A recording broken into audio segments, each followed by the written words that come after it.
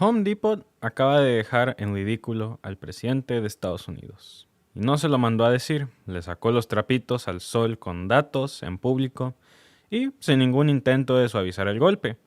Lo que pasó es que uno de los gigantes más importantes del comercio minorista en Norteamérica, una empresa que siempre ha estado en la órbita trumpista, cuyos fundadores son donantes del movimiento MAGA, salió a reconocer que, por culpa de las políticas de Trump, van a tener que subir los precios, así como suena, que los aranceles, esos impuestos a las importaciones que él tanto presume como si fueran parte de una cruzada patriótica, están encareciendo todo, desde herramientas, madera, todo eso, hasta pasando por electrodomésticos y materiales de construcción.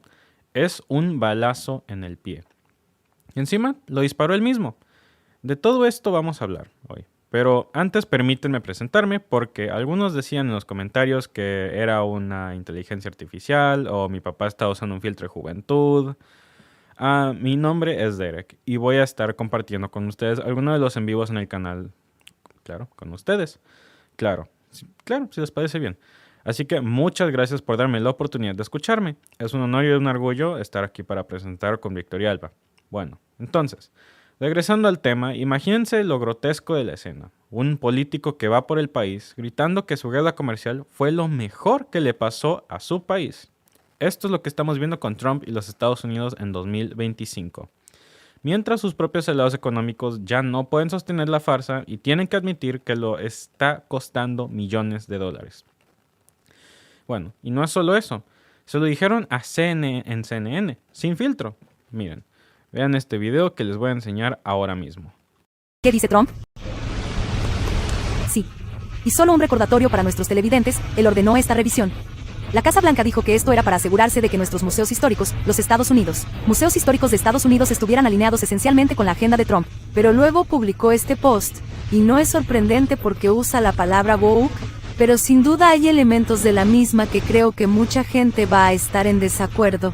Dice específicamente que el Smithsonian está fuera de control, donde todo lo que se discute es lo horrible que es nuestro país, lo mala que fue la esclavitud y la falta de logros de los oprimidos. Nada sobre el éxito, nada sobre el brillo, nada sobre el futuro. Creo que es probablemente claro desde aquí que la parte que muchas personas podrían tener problemas con la idea de que el Smithsonian está diciendo de alguna manera lo malo que es la esclavitud, cuando la esclavitud era una de las principales causas de la esclavitud. Mala es la esclavitud cuando la esclavitud fue una parte muy oscura de la historia de los Estados Unidos. También parece de esto que él quiere quitar la referencia a la esclavitud o a los usos la palabra una cómplice los oprimidos han sido, lo que no está del todo claro qué significa. Pero estos museos existen para contar la historia de Estados Unidos y de América y de nuestra historia y cultura. Y.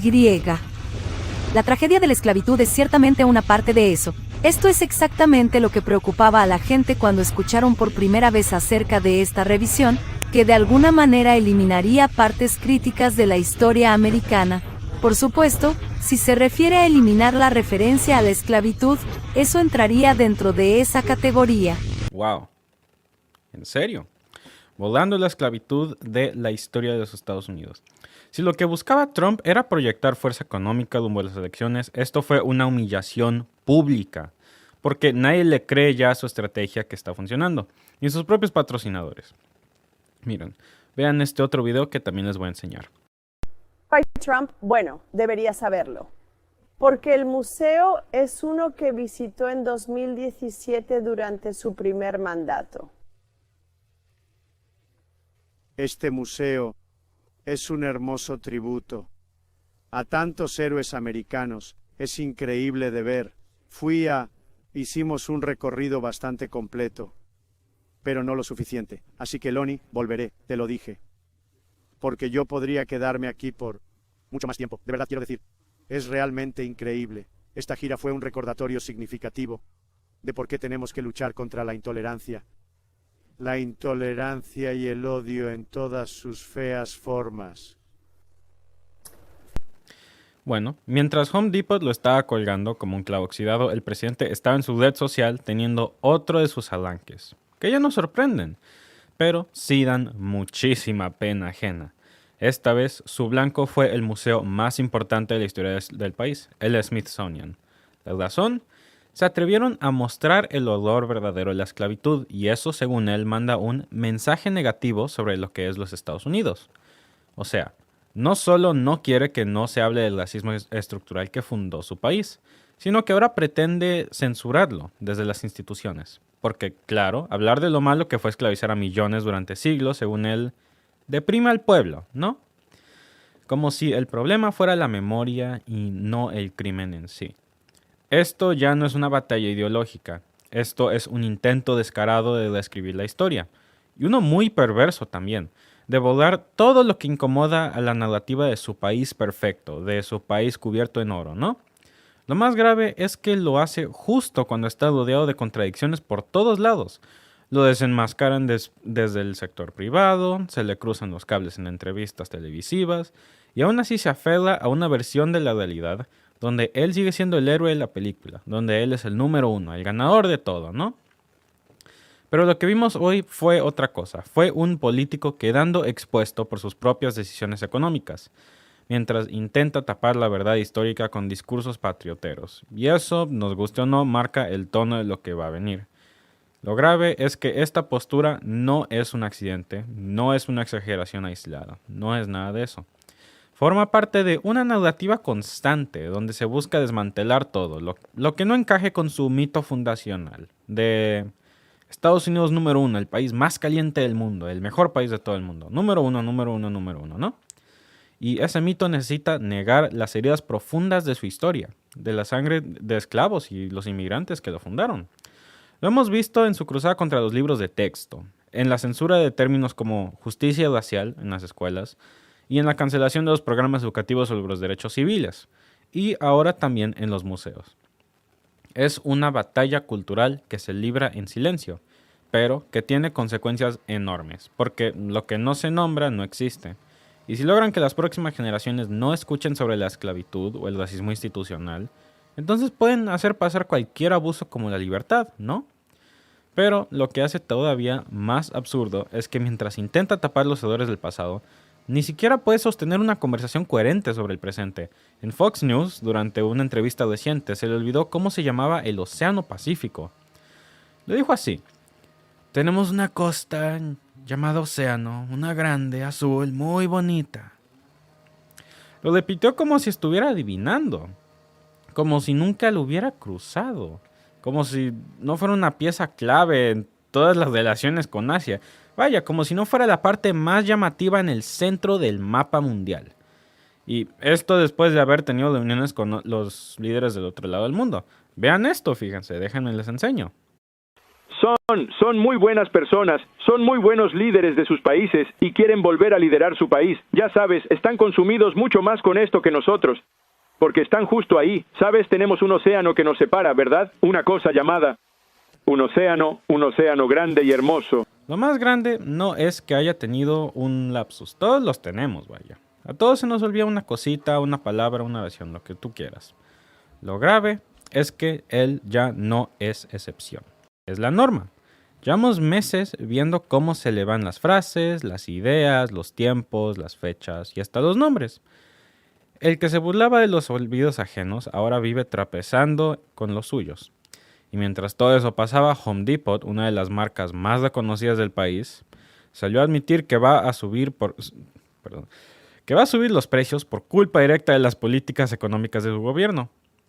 Que, a la sorpresa de nadie, las tarifas fueron un error.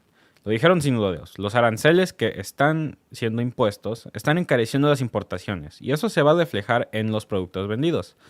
Clavos, herramientas, maderas, electrodomésticos, todo.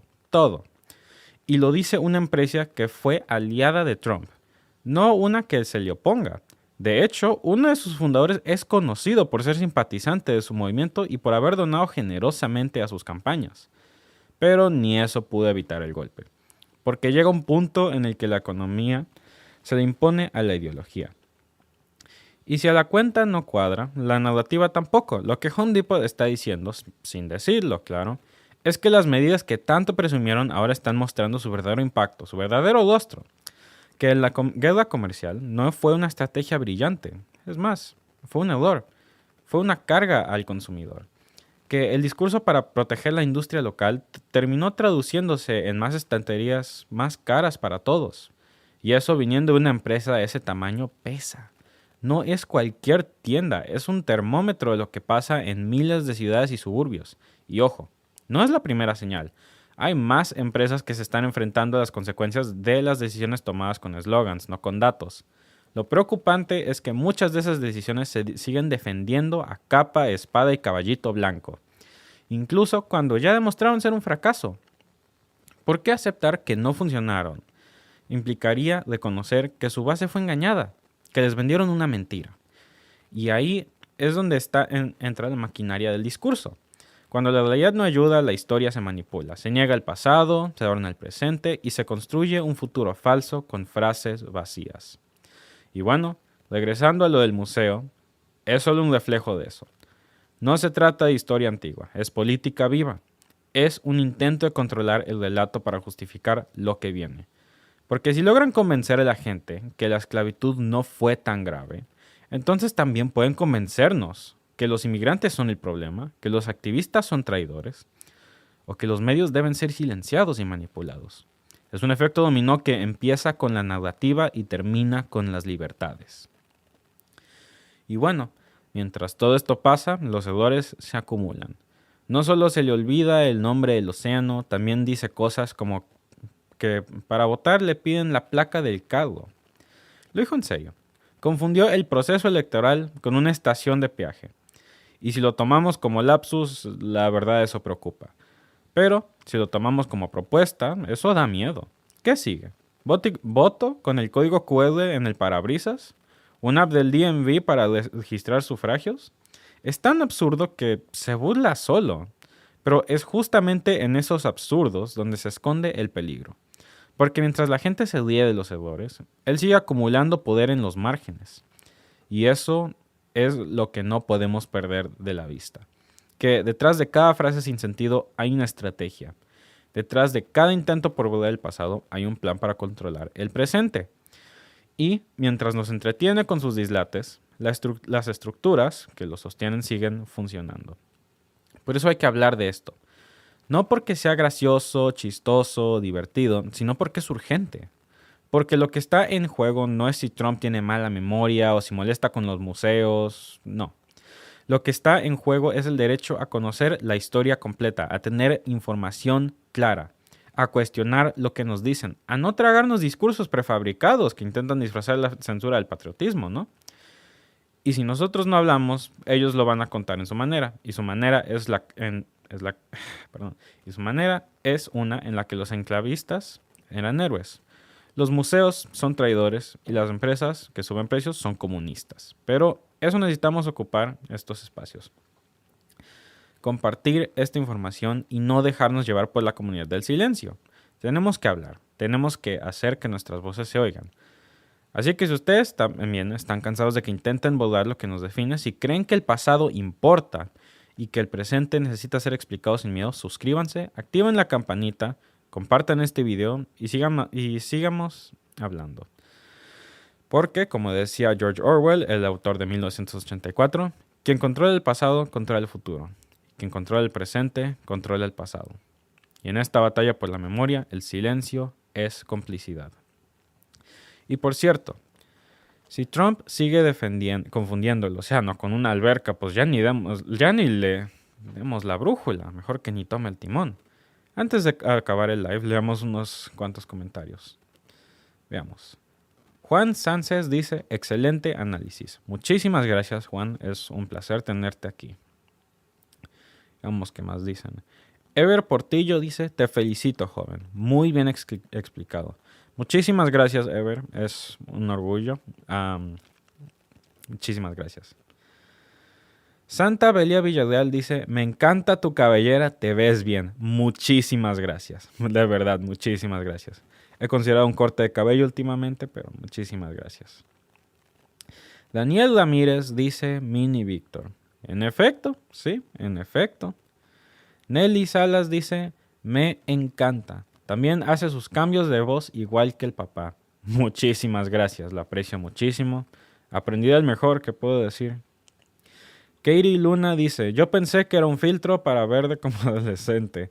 Supongo que es hijo de Víctor. Sí, en efecto, soy el hijo, me llamo Derek y yo voy a estar compartiendo espacios con Víctor y Alba para hacer algunas transmisiones en vivo para compartir información con todos ustedes. Lorenzo Esteban Climaco dice, ¿no había visto los chinos? Bueno, aquí están. No muy bien peinado, pero aquí. Y Gonzalwi dice, parece IA, no soy leal, miren mis manos, la IA no puede hacer cosas así. Soy leal, lo más leal que puede llegar a ser. Gerardo Waki dice, Víctor lo negó, es una copia fiel. Suerte, muchos éxitos. Muchísimas gracias, Gerardo. A ti también te espero muchos éxitos. Edward dice, saludos desde Tijuana, saludos desde Ontario. Y últimamente Chaflán Villa dice, haz tu canal. Lo he considerado, pero no he visto muchos éxitos. Bueno, ha sido un placer tenerlos a todos ustedes y nos veremos en el próximo en vivo. Muchas gracias y hasta la próxima.